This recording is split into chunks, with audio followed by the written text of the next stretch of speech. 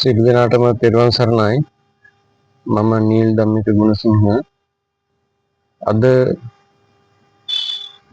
කරන වීඩියෝ එකෙන් මම ඔබ සැමටම කියලා දෙන්න සූදානම් වන්නේ බුදුදහම තුලින් නිවන් දකින්නට පුළුවන්ද? නිවන් දැකීම සඳහා කළ යුතු දේ සහ බුදුරජාණන් වහන්සේගේ දහමට අනුව අපට උගන්වන ඒ කරුණු අනුව නැවත උපතක් අපට තිබෙනවාද, මීට පෙර අපි ඉපදිලා තිබෙනවාද යන මාතෘකා සම්බන්ධව මම අදහස් ප්‍රකාශ කරනවා මේ වීඩියෝ එකෙන්. සැබෑ සෝවාන් මාර්ගඵලලාභියෙකු හැටියට මගේ යුතුයකමක් තිබෙනවා කල්යාණ මිත්‍රයෙක් හැටියට තවත් සෝවාන් පුද්ගලයන් මේ ලෝකයට බිහි කර ගැනීමට උදව් කිරීම තමා මගේ යුතුයකම වෙන්නේ. මීට පෙර වීඩියෝ වලින් කිව්ව පරිදිම මම සෝවාන් ඵලයට පත් වුණු සත්‍ය සැබෑ සෝවාන් මාර්ගඵලලාභියෙකු වෙනවා. සෝවාන් වුණු දිනය වෙන්නේ 2000 නොවැම්බර් මාස 10 වෙනි දින සවස 7:45ට. ඉතින් සෝවාන් වීම සඳහා මට ඇත්තටම මහෝපකාරී වුණු දේ තමා සීලය. සීලය යනු අපට උගන්වන්නේ බෞද්ධ විචය යටතේ මේ කයයි වචනයයි හික්මවා ගැනීම තමා සීලය. ඒක හරි. කයයි වචනයයි හික්මවා ගත්තොත් එතන තමා හිත හික්මවා ගත්තා වෙන්නේ. ඉතින් මේ සීලේ වටිනාකම වෙන්නේ ත්‍රිශික්ෂා වලදී සීලය තමා ප්‍රධාන කාරණාව. සීලය, සමාධිය, ප්‍රඥාව. දැන් සීලය නැතුව සමාධියක් ඇති වෙන්නේ නැහැ කෙනෙකුට. එතකොට සීලය සහ සමාධිය නැතුව ප්‍රඥාව ලබන්න බෑ. එතකොට මෙහිදී ප්‍රඥාව ලැබුවා කියලා කියන්නේ චතුරාර්ය සත්‍ය අවබෝධ කර ගැනීම. මේ චතුරාර්ය සත්‍ය අවබෝධ කරගත්තා කියලා කියන්නේ සෝවන් වීම. ඉතින් සෝවන් වුණා කියලා තව පැහැදිලි කරනවා නම් සසර ගමන් කරන්නේ බැමි 10ක් උපයෝගී වෙලා. ඒ කියන්නේ සංයෝජන හැටියට තමයි හඳුන්වලා තියෙන්නේ බුදුරජාණන් වහන්සේ අපට උගන්වන්නේ. ඒක බන්ධන. ඒ කියන්නේ බැමි. ඉතින් ඒ සංයෝජන කියන ඒ බැමි 10 නිසා තමයි හැම මිනිසෙකුටම නැවත උපතක් හැදෙන්නේ. ඉතින් මේ සංයෝජනය නොහොත් බන්ධන 10ම හිතේ තමයි මේක ක්‍රියාත්මක වෙන්නේ. හිතින් ඉවත් කරගත්තු තැන තමයි රහත් භාවය. ඉතින් ඒ ඉවත් කරගත්තු උතුමන්ලා තුන් දෙනෙක් තමයි ශ්‍රේෂ්ඨ වෙන්නේ. පළවෙනි ශ්‍රේෂ්ඨතම උතුමාණන් වහන්සේ වෙන්නේ බුදුරජාණන් වහන්සේ. පසේ බුදු මහරහතන් වහන්සේලා. ඉතින් මේ පසේ බුදුරජාණන් වහන්සේ සහ මහරහතන් වහන්සේලා තමා මේ සංයෝජනයන් 10ම ප්‍රහීන කරපු උතුමන් වහන්සේලා.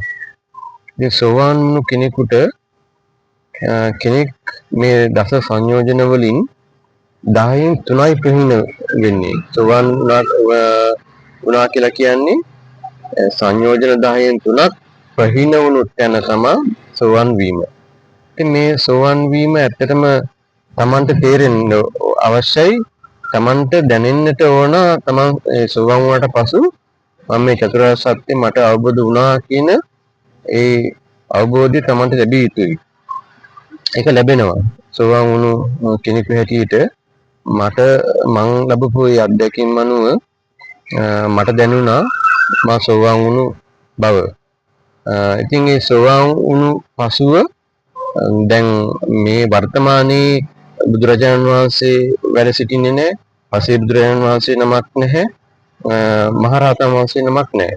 අරහත් උතුමන් වහන්සේලා නැහැ. එතකොට ඒ නිසා අපට තමන් සෝවාන් වුණු බව එමුදු උතුමන් වහන්සේලා මුණ ගැහිලා දැනගන්නට ක්‍රමයක් නැහැ. ඒ නිසා එහෙමනම් තියෙන එකම ක්‍රමය තමයි සෝවාන් වුණාට පසුව සත්‍යක්‍රියා කරලා ඒ සත්‍යක්‍රියා ඉෂ්ට වුණොත් ඇත්තටම මේ සෝවාන් වුණු බව තමයි ඒන් ඔප්පු වෙන්නේ. සෝවාන් වුණු කෙනෙකුට රහතන් වහන්සේ නමක් මෙන් බොහෝ පෙර භවයන් සිහි කරගන්නට බෑ, දැනගන්නට ක්‍රමයක් නැහැ. නමුත් සත්‍යක්‍රියා කරලා ආත්ම භාවයන් කිහිපයක් දැනගැනීමේ හැකියාවක් ලැබෙනවා. විශේෂයෙන් දැන් මම සෝවාන් වුණු පසු මම සත්‍යක්‍රියා කරලා මගේ නම අමරණීය වෙච්ච ආත්ම භාවයන් මේ අසර ගමන තුල ලෝකයේ තුල තිබෙනවාද නැද්ද කියලා මම දැනගත්තා. ඉතින් ඒ අනුව තමයි මම මුලදීම මුචලින්ද නාගය බවත් දෙවනුව මහා පරාක්‍රම රජු බවත් ඒ වගේම ඉන් පසුව මේ ලංකාවේ හිටපු මද්දුම් බණ්ඩාර කුමරු ඒ මම බවත් ඉන් පසු එක් භවයක් තමයි මගේ මේ භවයට පෙර සුවිශේෂී භවය වෙන්නේ මේ ලෝකෙ හිටපු ප්‍රධානම සටන් කරුවා වන බෲස් ලී බව. ඉතින් මේ බෲස් ලී බව මම දැනගත්තු පසුව ඇත්තටම මට අවශ්‍ය වුණා ඒ සෝවාන් වුණේ මම ලංකාවේදී නෙමේ සෞදි අරාබියේදී මම රැකියාවට ගිහිල්ලා ඉන්න සිටිපු අවස්ථාවේ තමයි මම මේ උතුම් ඵලය ලැබුවේ.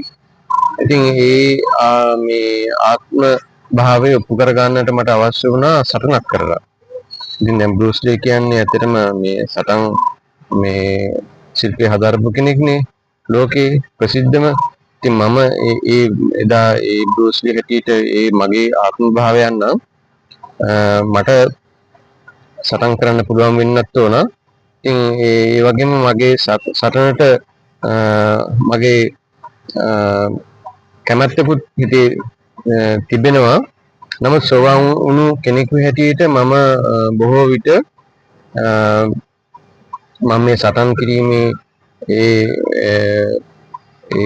හැකියාව මං දිනු කරගන්නට මං යන්නෙත් නැහැ.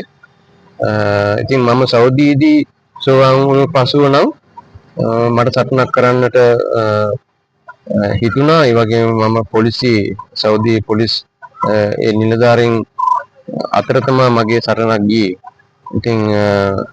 ඉතින් මම සෝවාන් වුණු පසුව මම ඇත්තටම ප්‍රකාශයක් කරා මේ I am Bruce Lee, if you can come fight with me කියලා.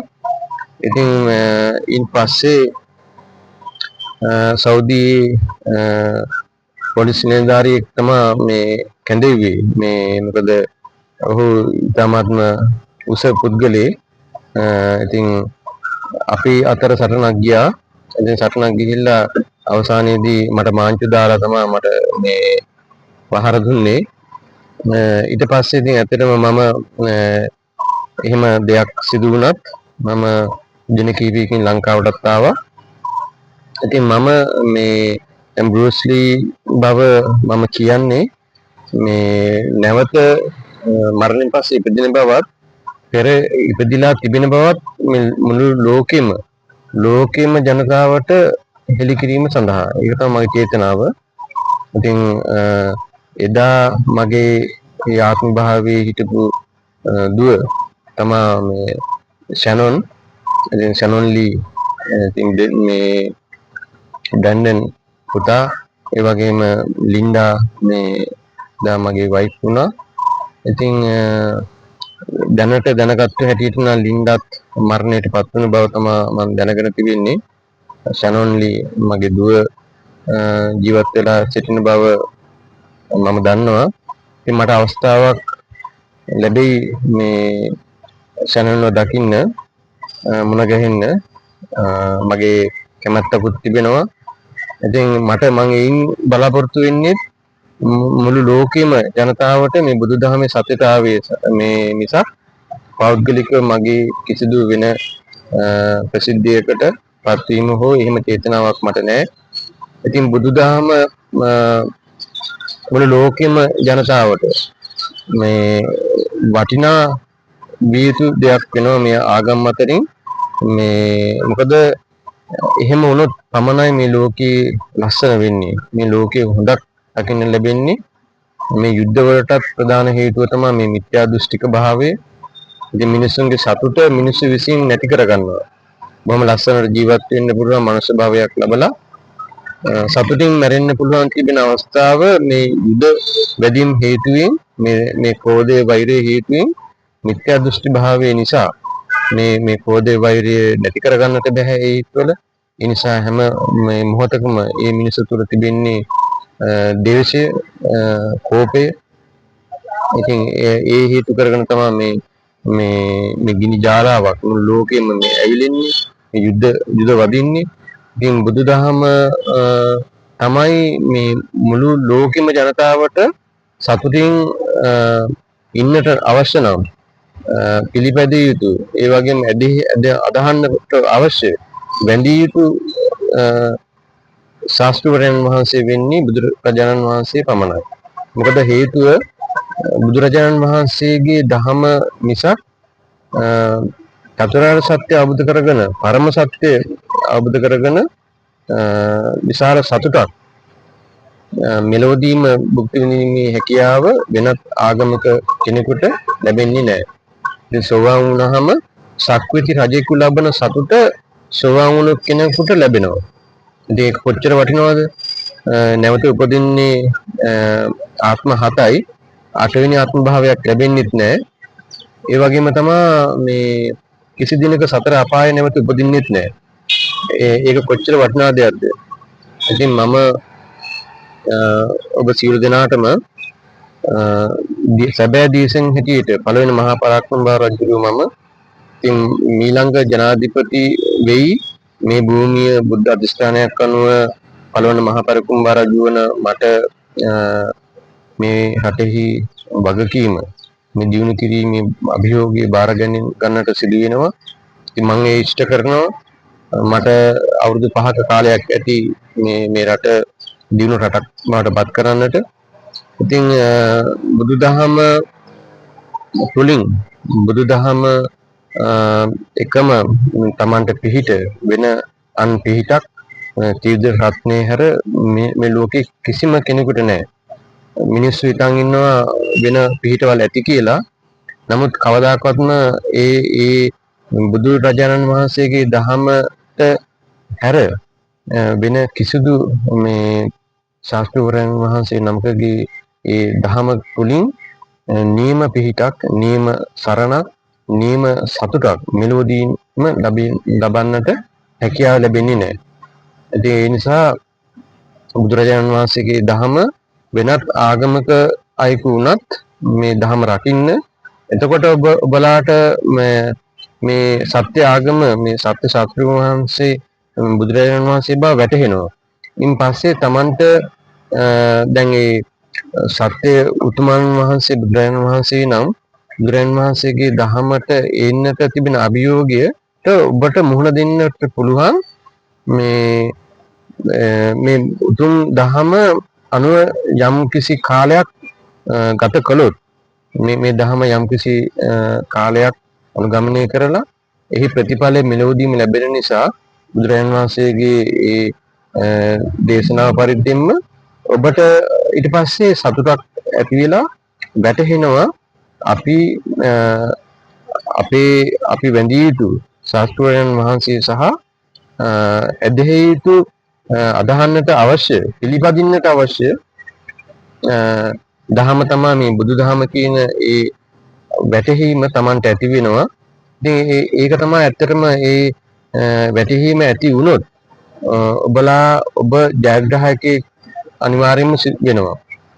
එසේ ඒ වැටහීම ඔබට ලැබෙන්නේ නැත්නම් මේ මනුස්ස ජීවිතය තුළ ඔබ කවදාකවත් ජයග්‍රාහකයෙක් වෙන්නෙත් නැහැ. ඔබ පරාජිතයෙක් හැටියට තමයි මරණයටපත් වෙන්නට සිදු වෙන්නේ.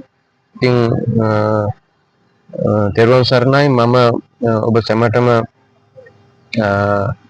සුබ අලුත් අවුරුද්දක් වේවා මේ 2026. මට හැකි උපරිම මෙහෙවරක් සදා සෝවාන් මාර්ගඵලලාභියෙකු හැටියට මම සිද්ධ කරනවා. ඉදිරියේ මගේ මේ වීඩියෝ බලන්න ඔබ සැමට නිදුක් නිරෝගී සුවය ලැබේවා. මම නීල් ධම්මික ගුණසිංහ. මගේ දුරකථන අංකය වෙන්නේ 076 210 56 36. ස්තුතියි.